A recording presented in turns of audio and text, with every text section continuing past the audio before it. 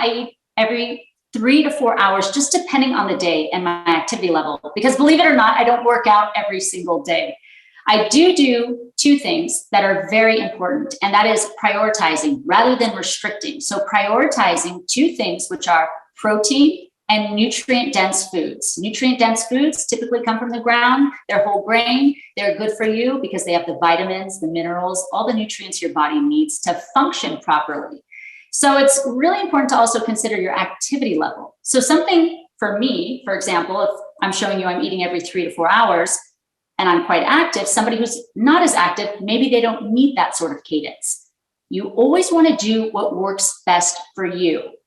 And when I say you, everyone is different. So even when it comes to protein intake, I usually go sort of in that range of 20 to 30 grams per meal. I don't believe in snacking, so you don't see any real snacks. I consider everything that I put into my body as fuel as a meal. So I want to make sure it has the right macronutrients, protein, carbohydrates, a little bit of healthy fat to keep me feeling sustained and so that I can keep going on throughout my day.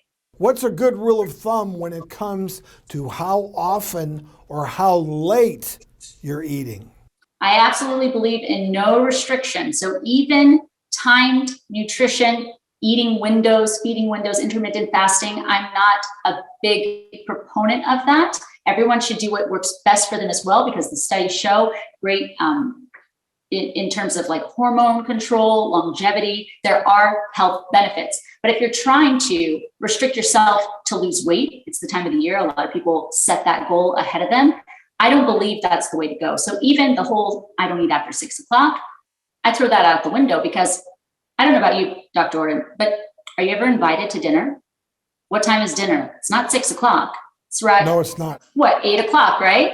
Typically, yes. So you would feel already that you're failing because you've already set this rule. I don't know where the rule came from of not eating after 6. You could adjust the windows of which you're eating though, right? Every 3 to 4 hours. Maybe you know you're going out at 8. So instead of 8 in the morning first thing, maybe you push that to 10, for example, and take in consideration what your whole day looks like, because every day is going to be different. I'm just curious, Jennifer, what does a perfect, healthy meal look like for Jennifer Jacobs?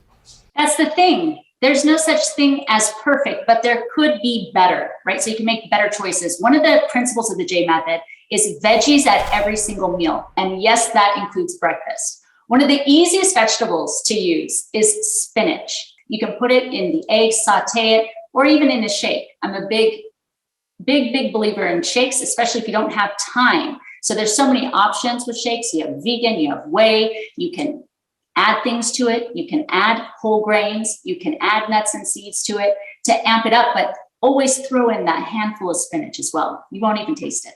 I mean, for everybody out there, if you want just a simple thing you can start the New Year's with, take Jennifer's advice. Start the morning off with a nice shake. Make sure it has protein. Make sure it has vegetable, preferably Popeye spinach. I agree. I think it's a great way to go. I think that's a great tip. And changing your lifestyle is never easy, but these are digestible tips to get you headed in the right direction.